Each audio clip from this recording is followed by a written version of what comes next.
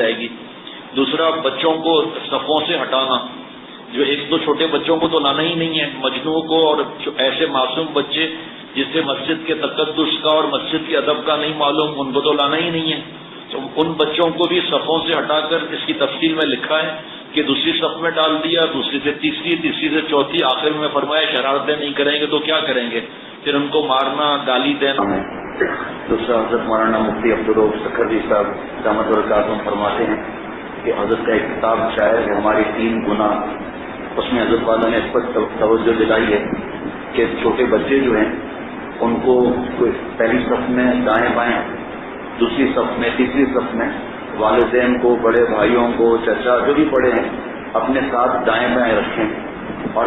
صف جو شروع ہوتی ہے وہ امام صاحب کے پیچھے سے شروع ہوتی ہے، چاہے آخری صف تک ہو، پھر دائیں بائیں ہوتی رہے گی۔ اب اگر دوسری صف میں دائیں بائیں تو خالی جگہ ہے تو وہاں تو بچے کو لے کے کھڑے نہیں ہوں گے،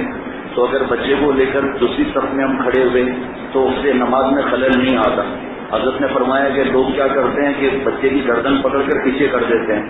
پھر تیسری صف والے آئے، انہوں نے دوسری صف سے بچے کی گردن پکڑ کر چوتھی صف میں کھڑا کر دیا، آخر میں پتہ چلا 20 بچے جمع ہو گئے، تو پھر وہ صلاۃ التسبیح تو پڑھیں گے نہیں، ظاہری بات ہے مستیاں ہی کریں گے۔ اس لیے فرمایا پہلی صف میں امام صاحب کی رعایت کی جائے، باقی دائیں طرف بائیں طرف کونے میں اگر بچے کو کھڑا کر دیا جائے مغرب میں بھی